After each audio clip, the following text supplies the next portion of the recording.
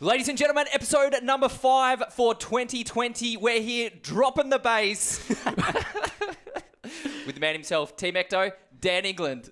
Hey, how's it going, guys? It's hard to put a... Even on stage, like my knees Frame you up. the training. In the rush of things, you can still stay controlled. Fitness. How was that?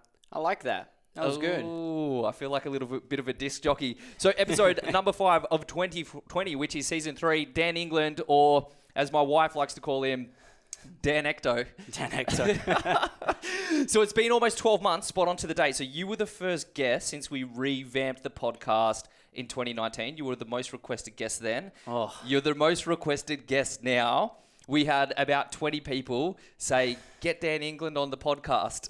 That's insane still to think. Like, honestly, like, I can't thank everyone enough to actually want to listen to someone like me and just, help out where I can. You know what I mean? Like, thank you. Yeah.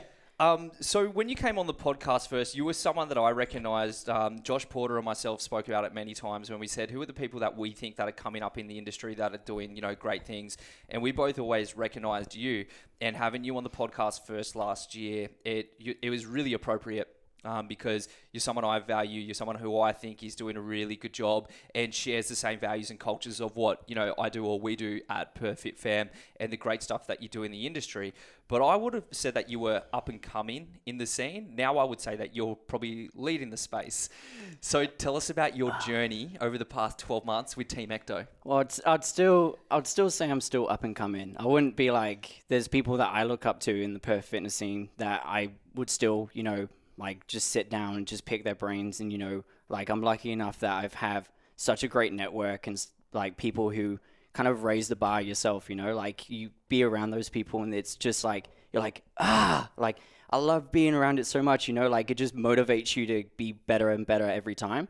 So I'd still say I'm still up and coming. Like we're getting there slowly, like it's been obviously 12 months since the last time I seen you. And, we've got an amazing team underneath us now, all qualified, like high professionals, and they're just doing the job that, like getting results, like educating people. And that's kind of the biggest thing that we always want to do is just, educate people to give them enough empowerment to make the goals they want sustainable rather than just like, the short-term quick fixes like you see. And there's way too many of those. Like you see the lovely before and after, but then like the after where they're like, they put it on and then some again, that's not what we do. We want to, give the tools and stuff like that. So if people want to obviously, come with that, that's what we do. It is the time period. It's like a long time, but you're never going to go back to where you were before. That's the goal. Now, you mentioned that there's people that you surround yourself with that push you to be better and look up to. Who are those people? So obviously I catch up with Richard like every week. I'm down at Physique Code Fridays and Saturdays. So like just picking his brains, asking him questions, like that guy, is just insane in what he does, in his field, which is obviously body composition and strength performance. And obviously Alan Mayo. So Mr. Meow Alan Meow. Meow, the sensei. Meow Meow. The former Mr. Australia. Former Mr. What's it now? Like 10 weeks out, eh? It'll be 10 weeks out when this gets released. Yep. Yeah, so Alan's another great guy, like he's just so humble to be around. It's like you just feed off his energy, It's insane to be around. And then obviously like yourself and Josh, like in terms of business and like how to make your mark and like reach out and like help as many people as you can. It's just, yeah, like being around you guys, it's like rising tides raise all ships, like, and that's kind of the biggest thing that we need in this industry right now. Yeah. So you mentioned Rich from Physique Code. I'm going to find out a little bit more about Rich and the differences between what he does and what you do within the industry, because you guys work in a bit of a collaboration. So whenever I mention you, Physique Code's always kind of tied to that. And it was only recently when I realized, because people always ask me, who should I go see? And I always say, you got Dan England, you got Alice Round, and you got Alan. Yeah.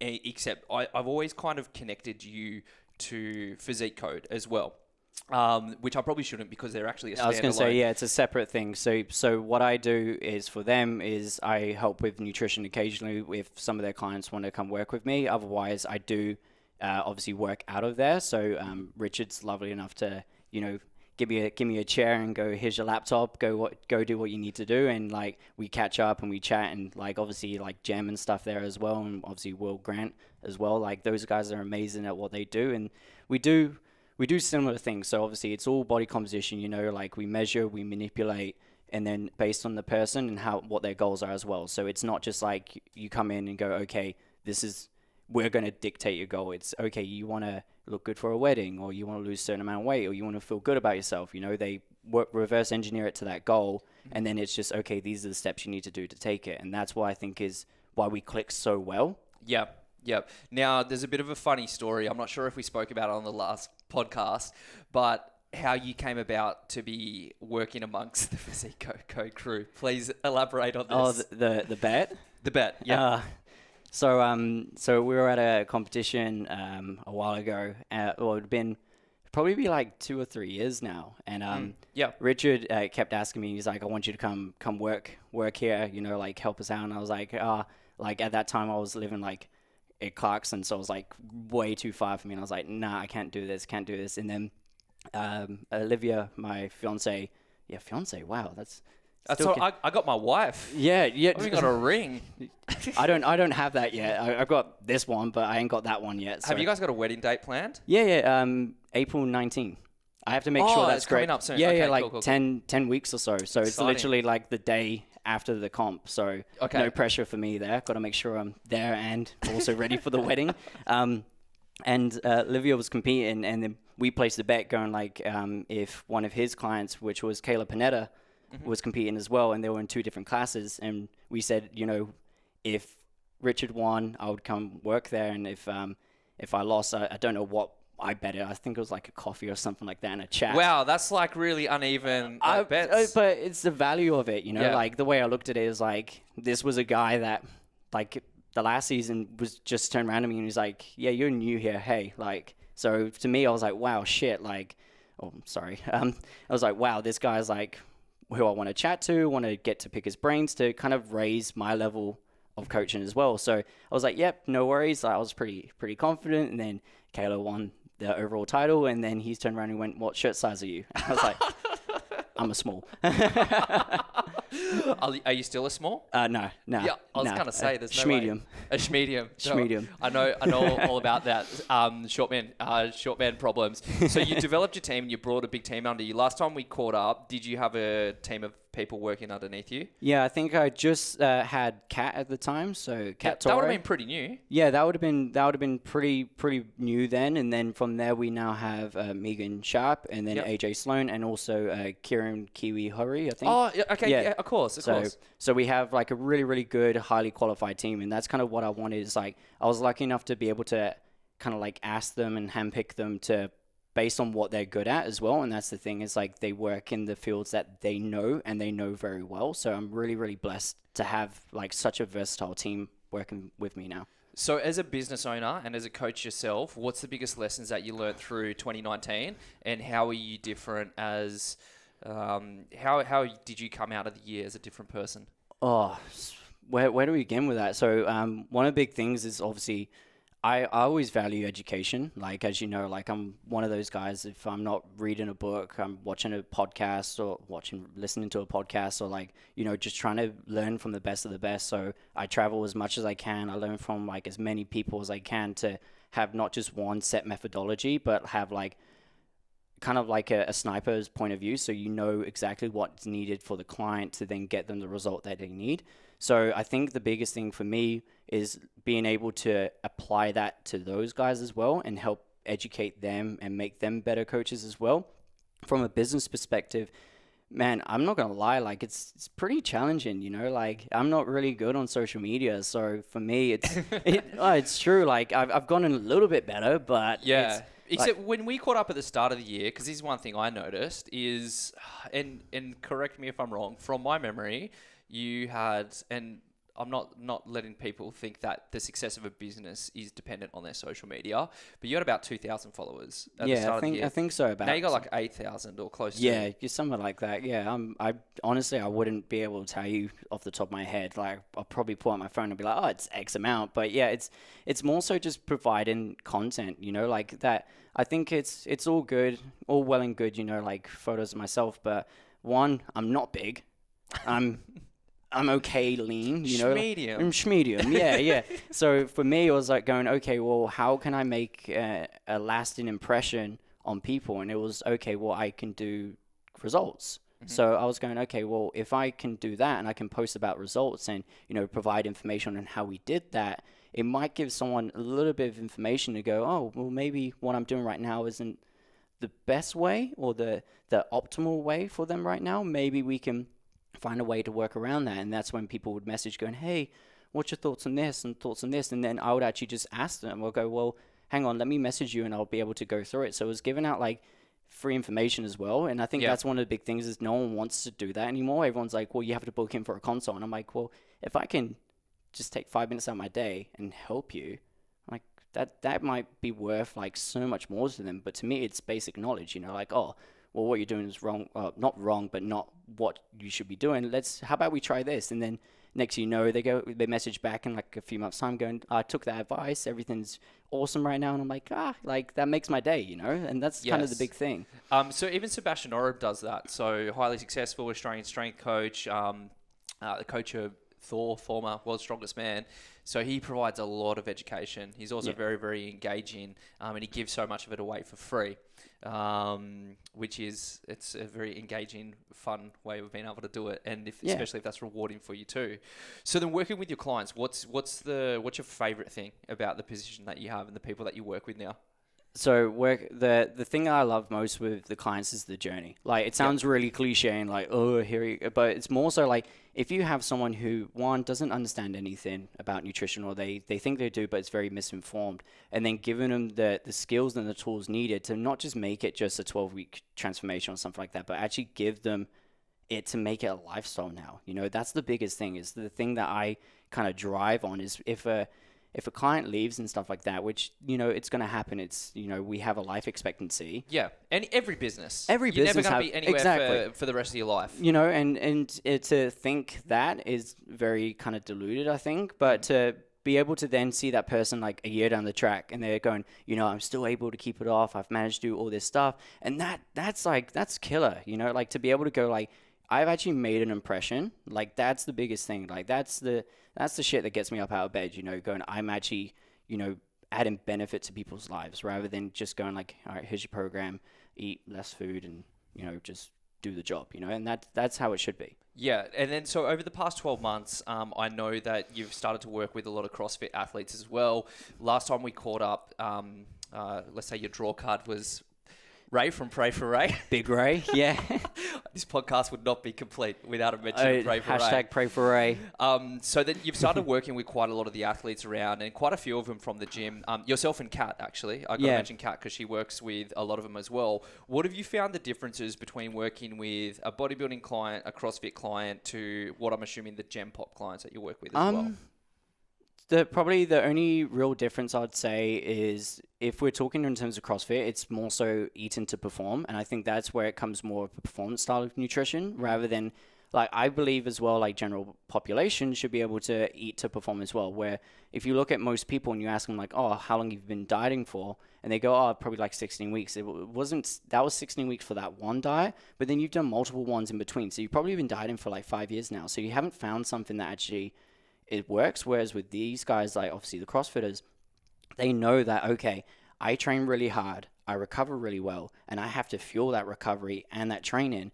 And like some people train like 2-3 times a day, and that's absolutely insane, so you need to give them like a lot of food and the correct, obviously, nutrition and stuff like that to ensure that they get, obviously, the goal, which is to perform better than the last time they did it. You know? And that's kind of the biggest thing. And then obviously in terms of physique style work, it's more so we have a time frame and we have a deadline. You can't miss the deadline. You know, you miss the deadline, it's game over, So it's kind of like being able to then reverse engineer that to like the week. And that's where we go, okay, you need to lose X amount of millimeters per week. If you don't, obviously we'll have to manipulate something because we've measured it, and that's when we start changing it. Do I think that there's a difference between them all? Not really. I think you have to obviously establish a caloric maintenance or try and find a real high point for that to then make everything a lot easier for everyone. And yours, oh no, don't tell me that's going to fall off. If you realize you're about to get hit with a $5,000 F45 playoff check right now. Does it turn to coins if it hits my head? Like it'll Mario? be amazing. If it does, I'm going to edit the video so it goes like Do that. And you're currently, speaking about 5,000, you're just under that at the moment on your daily calorie intake. Yeah, something like around that. Yeah, 4,500. Yeah, something pretty close to that. Yeah. Truth. I love it. Do you prefer dealing with any specific kind of client? No, my kind of thing is I'm happy to work with anyone who's actually willing to work, you know, Yep. like that's the thing. So it's like, if someone comes to me and goes, you know, I have this goal, this is what I want to do. And I go, okay, well, it might take us X amount of time. Are you okay with doing that? Then if they go like yes or no, then that's the type of people, you know, where you sit down and go, okay, well, this is the goal. This is what you wanted. This is where you are right now. To get to where you want to be, we have to do these steps. Are you okay in doing that? And they go, oh, no, I kind of want... I'm so sorry. Where's the coins? Trust me. I was get like, smacked that in the actually head. happened fast. I was so engaged with what you were saying. Oh, yeah, so... Just got KO'd by F45. Oh, bloody F45. Yeah. Can we edit that for the coin thing? That would be gangster. I'll do my best. Yeah, so when we look at that in that sense of things, you know, it's working with a person who's willing to put in the work, you know. So the thing I always say is obviously scale your expectations to your commitments. Yes. So if you have this great expectation, then obviously your commitments might be a little bit different to that. So what you're doing right now might not be working. We might have to change behaviors to start off with to then improve the sustainability of reaching that goal down the track. Because, you know, when things change and life happens and stuff like that, you got to be able to have those tools in place to be able to change and chop it out to make it fit what you're doing right now. And I think a lot of people don't have that to speak, because it's obviously you get a say you go see someone, they give you a nutrition plan or a meal plan, and they go, here's your training, and then that's it. And it works. It does work, you know, because it's working for your lifestyle right now. Yeah. Now we add some new added stress to that. That's going to change how everything works around it. So we have to be very adaptive, and we have to know what to use and what tools in our toolbox to then make it still reach the goal. And that's kind of the thing that I see a lot of people is they do it, it works, and then they go, okay, well, now I'm trying to return back to normalcy. I'm trying to return back to having a life, and it doesn't work anymore. And that's when it gets upsetting. Now, you mentioned off camera, we spoke about tracking. So, you know, tracking using MyFitnessPal, your macros, this sort of thing is very, very popular. I went through 12 months of extreme dieting. My final one was, you know, flexible dieting. I actually tracked my calories all year. Then I didn't track them for 2 years, thereabouts, 2 years. And this year, usually I do something big every year. Yep. And a project, it's more of a challenge for myself or a theme for the year. And this year, with all business stuff going on and everything, I just said, my one goal for myself is to track my meals every day on MyFitnessPal, and then do one check-in through Avatar, or, you know, if I was to have a check-in with you, or whatever that was. So I could just have a goal and then just let that go in the background.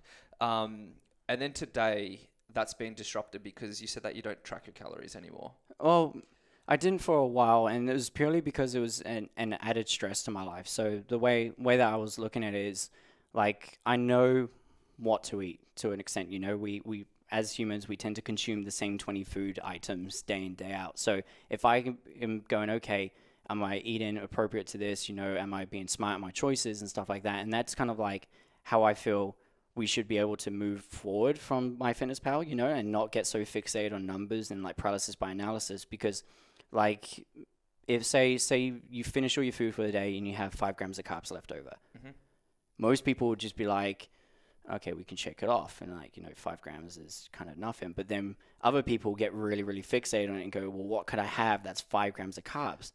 That in itself is developing some sort of disordered eating around that, because it's like, well, what could we have? Maybe like an apple, or like, you know, a few grams of blueberries or something, you know, like, do you know what I mean? So can I just quickly jump in with the story on that? I had a friend, he was quite young at the time, and he was just starting training, loved Ziz, all that sort of stuff, and was tracking on MyFitnessPal. And to make up his carbohydrate content one night, he just started eating ice cream cones Like not with ice cream Or like in the it. wafer? Yeah, just the wafer. Okay. Just by itself. Like, I think it obviously it varies on the goal as well. Like, I mean, if the guy's objective is to get like as lean as he humanly can, like obviously like this is and stuff, then try and be as close as you can to the number is important. But if it's just a general like I'm doing this for me everyday type thing, then you don't really need to have that high of a fixation on it, because like obviously we don't train the same every day. We don't do the same routine every day. It varies. So then our calorie output would be varied in the sense of that as well. So then when we look at that, we go, okay, well, do we have to be dead on the money to that? Yeah, that's a good point. Especially from my point with CrossFit.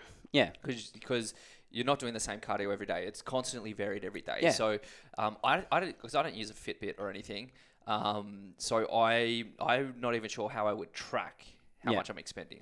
Oh, it's super. I don't even know it well enough for myself. Like, you would have to, if you were to try and test that, you would be like, going to some sort of metabolic ward and perform that, and then it can measure obviously your output through like carbon dioxide expression and like heat and stuff. But to me, it's just way too fancy for what you're trying to do. Yes. So I just say like, well, look, if you're eating a certain amount of calories, you do your check-in and stuff, and say you're down. So you're down, say, scale weight, tapes, skin folds, whatever you're using to track that, then it might be an indicator to maybe increase your food a little bit, because if the goal is obviously to maintain and, maybe it gives you a high performance level, then that would be a good way to do that. But if it's all maintaining the same, then just keep doing as it is, Would you get your clients to utilize MyFitnessPal or something along those lines for a certain stage? Yeah. So I always try and emphasize, like flexibility of food and stuff like that, when it's appropriate to, like if I'm not saying like you have to eat like chicken, rice and vegetables all the time. And I don't think anyone who does that is kind of like not giving them what they need, It's just going, this will work, do it. And then like say they go out and they're going, okay, like say we go out for food after this or something like that, and you're just stuck on a meal plan, you would have so much anxiety around being around that you'd either not eat or go, oh, it's okay, I've already eaten. And I'm like, no, you haven't. Yeah. And it's like, and that's what some of the things you hear. So I think it does allow you to have that kind of like flexibility in life. And that's kind of the biggest things, like life is always constantly changing. We're always constantly doing something different. So having those tools to make it easier is going to be a lot more better for you. And do I think people need to learn it straight away? No, because if you do have that kind of issue already, then it might make it even worse. So one of the things that I will do is I'll go, okay, what are some foods that you eat right now? What's your current meals and stuff like that? And then I might alter the quantities of that to start off with. And then obviously the goal is to then try and find how high you can get that. So obviously if someone's goal is to get lean or, to drop body fat, we might bring calories up for a high period. So then when we do diet, it's not dieting on like 12 to 1,000 calories, like they're actually eating a fair amount of food. And then we go, okay, now I'm going to teach you how to make it fit your lifestyle, because obviously if you go and say on a diet and you go, oh, yeah, I was good for 6 days, but then I had someone's birthday and I just saw blood. It's like, and that's kind of, then you go, okay, well, did you like, track things? Were you able to be, have some sort of cognizant around it? And they go, yeah, I fit it in. I was like, oh, okay, well then cool, like move on. They're like, but I ate bad food. So I was like, well, there's not really like good or bad. Like, I don't like that kind of like. Even if you're gluten intolerant? Well, it depends then, like maybe don't eat gluten, Sorry to sidetrack. I was like, no good or bad foods. Yeah. So in that sense, then it's, you still reach the goal that you're doing, you're consistent and you're compliant, and you're still able to have some sort of lifestyle of it as well, which makes it even more enjoyable in that dieting period. When you do try and get obviously very, very, very lean, so we're talking like physique style lean, then it might be a better option then down the track to actually incorporate a meal plan, because then obviously we know that like food decision actually becomes a lot more challenging, because when you're on reduced macros and stuff like that, it might be harder for you to come up with ideas. So then it might be a situation to add a meal plan back in and go, okay, well, what are you eating right now? Okay, we're going to add these in and just follow the plan. So then you don't have to worry about what decisions you have to make. What sort of stage would you recommend? Because we're talking about a competitor now. What sort of stage would you go from allowing them extra flexibility to, you're actually on a it plan now? It comes to them. So that's the thing, is it's not like a set week, like, oh, at this week out, you have to go meal plan. It comes down to the clientele as well. Because if we look at it and go, well, some people like might be on meal plans right now, but then other people are still really good and flexible dieting, and they might go, okay, well, they're like, oh, it's so hard for me to think about what I need to eat. Then we might go, okay, that's kind of like a key term for us then to go, okay, well, here's a plan now. Like, stick to it to the best you can. If you do have to go out, I know you can use your macros because you have that skill prior to it that makes it still easy to do, but you don't have to worry so much. Here it is. Do you find with your clients, so when I competed when I was, I think, 19 and 20. Yep. So it's going back 15 years now. And it was the chicken, like what we said, chicken, brown rice, broccoli. Chicken, rice, and broccoli, yeah. Yeah, and if you got red meat, that was a big thing. I remember one time, halfway through a 16-week diet, we ate salmon and avocado sushi, and it was like heaven. And I think I actually cried as I ate it with my friend who was dieting as well. Like, no idea, and there was no such thing as macros. There was no such thing as any of this stuff. There was just cheat days where you were talking about blowing out and things like that. But going through a diet was so restrictive and painful. Do you find that your athletes now still go through that same stress and pain as they get close to a show, or is it a lot less? I think the answer, it depends. So when obviously you're dieting, you want to try and make it not as sexy, so to speak, because obviously if you're looking like the hedonism of food, so when you're trying to get your calories up as high as you can, you want to make food more enjoyable and more palatable because it's easier for you to get it in.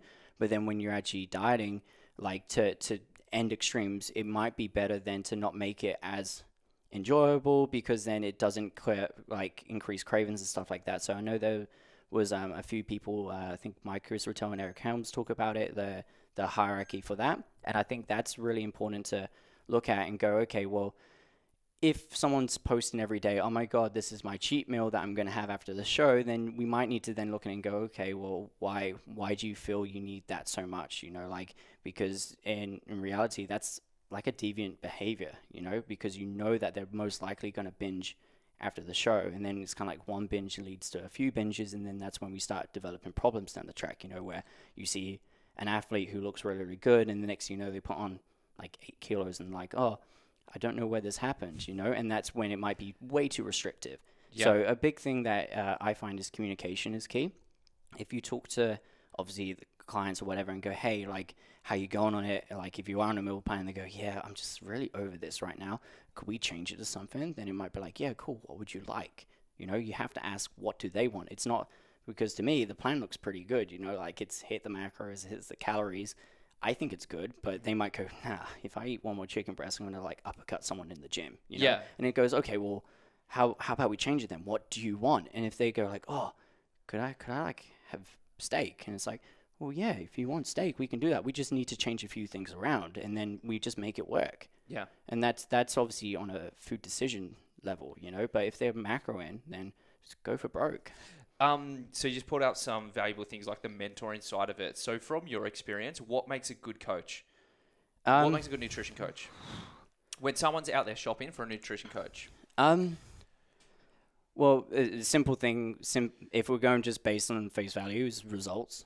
Like I feel like if results will, obviously that's what people are buying. They're buying, can this person do what they're actually saying? Sure.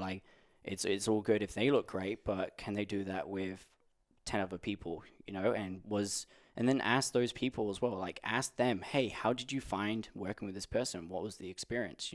That is going to give you a lot more honest feedback than, oh, yeah, like they look pretty good, but they might be, the top 1% of people, like, pardon my French for this, but feed them dog shit and it just works, Yes. So we got to find what, like, in terms of that, I think results speak very, very high value, and I think that's really important. But then also asking them how their experience was with it, because some people just you're not going to click, you're not going to be compatible. Like their beliefs and your beliefs might be too confounding that you just keep butting heads all the time, where they just don't buy into what you're saying. And then we have to go, okay, well, does that make you a bad coach? No. Does that make them a bad person? No. It's just you guys weren't compatible. Kind of like FitFam binder, like shameless plug-in.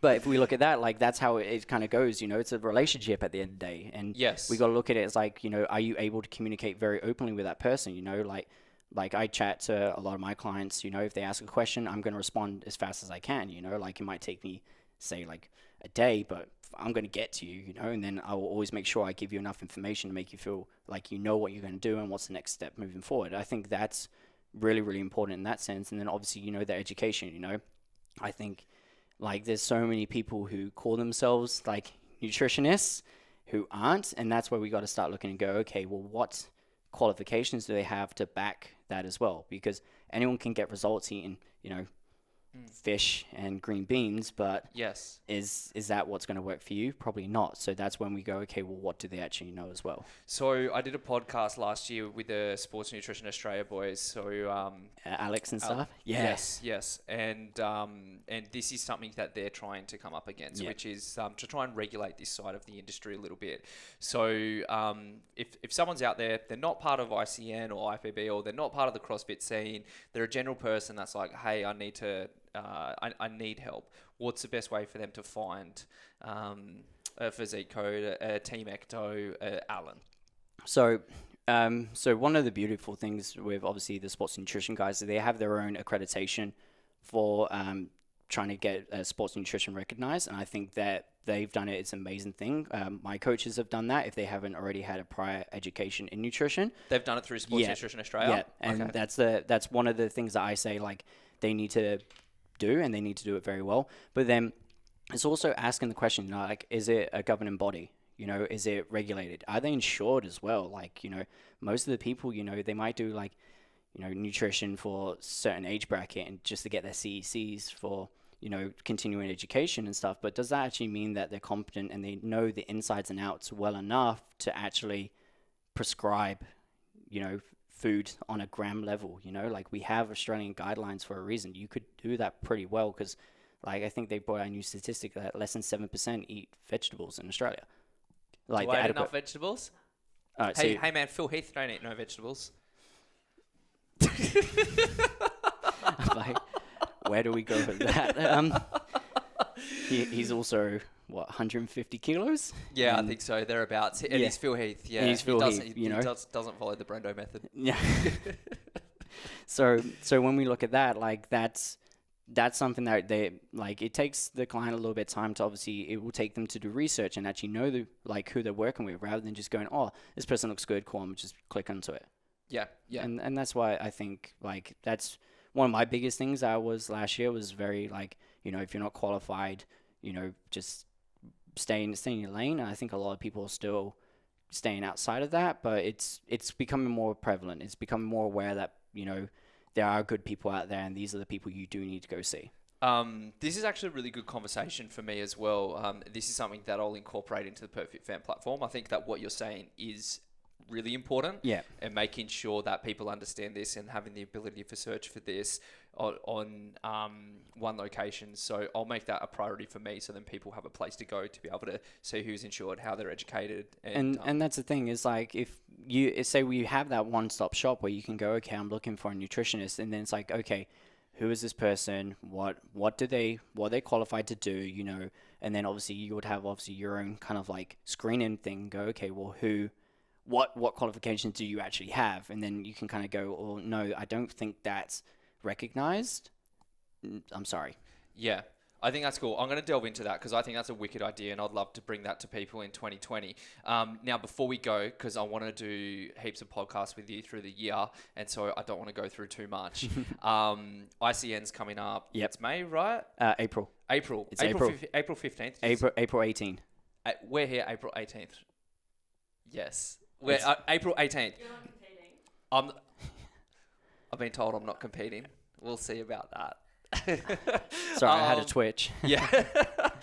Okay, so I want to know, just out of my own curiosity, who's your top picks? Who's the people that we should be looking at? Who's going to be on the PERTH FITFAM video? It's funny enough, I haven't actually really been kind of like looking too much into that one. I've just been kind of like working like on my clients and just making sure that they're ready and giving them attention detail. Paul Rucci's actually looking really good, though. He is, isn't he? You know, incredibly good. Like, yeah, I keep telling him to do bodybuilding, but he keeps saying no. So he's going to do physique? Yeah. Will his legs fit in shorts?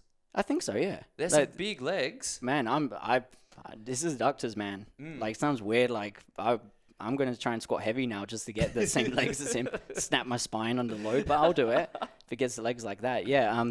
No, I haven't really been like paying too much attention to it all right now. It's just kind of focusing on obviously my clients and obviously work and stuff like that, and just, you know, keeping raw tunnel vision with that, unfortunately. Awesome. Are you going to, do you have clients in the show? Yeah. This year? Okay, cool. Yeah.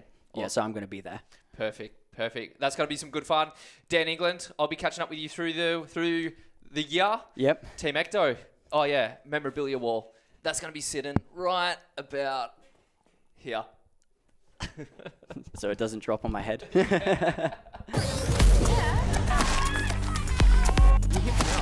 hard to put a...